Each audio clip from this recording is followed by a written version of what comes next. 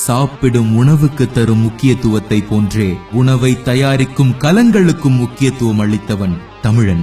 வாழையடி வாழையாக மண்பாண்டத்தில் உணவை சமைத்து அதை வாழை இலையில் இட்டு தரையில் சம்மணமிட்டு அமர்ந்து அன்போடும் அறிவியலோடும் சாப்பிட்டவர்களின் தொடர்ச்சிதான் நாம். ஒரு காலத்தில் உழவுக்கு, தோட்டத்துக்கு, சமையலுக்கு என மனித வாழ்வின் ஒரு அங்கமாக இருந்த மண்பாண்டங்களை செய்ய பயன்பட்ட களிமண் தினம் இன்று.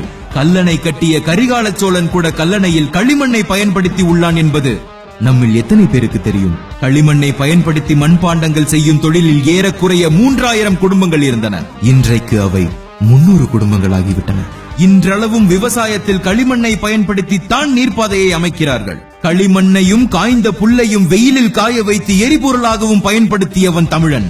இறைப்பைக்கு இட உணவு செய்யும் பொருட்கள் முதல் இறைவனுக்கு வெளிச்சத்தை காட்டும் அகல் விளக்கு வரை அனைத்தையும் களிமண்ணிலே செய்து அசத்தியவன் தமிழன்.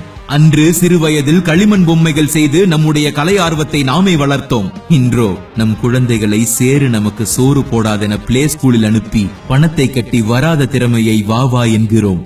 உண்மையில் சேரு, இதில் கால் வைத்தால்தான் சோறு. எவ்வளவோ மண் வகைகள் இருந்தும் களிமண்ணை ஏன் பயன்படுத்தினான் தமிழன்?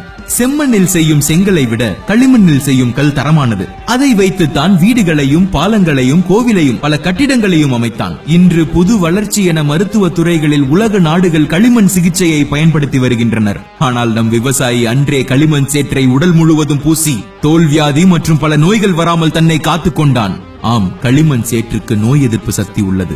மண் பாண்டங்களில் சமைத்து உண்பதன் மூலம் நம் உடலில் தங்கியிருக்கும் நச்சு எச்சங்கள் நீங்கும் என ஆய்வுகள் தெரிவிக்கின்றன. களிமண் பாண்டங்களினால் செய்யும் உணவுப் பொருட்களை பயன்படுத்துவோம். கீறல்களினால் புற்றுநோயை உண்டாக்கும் நான்ஸ்டிக் பாத்திரங்கள் வேண்டாமே. யோசியுங்கள், நாளைய தலைமுறை ஆரோக்கியமாக இருக்க போகிறதா என்ற கேள்விக்கு பதில் உங்கள் கைகளில். இனி உங்க மண்டையில களிமண் இருக்கான்னு யாராவது கலாச்சா பெருமையா சொல்லுங்க, ஆமாண்டான்னு.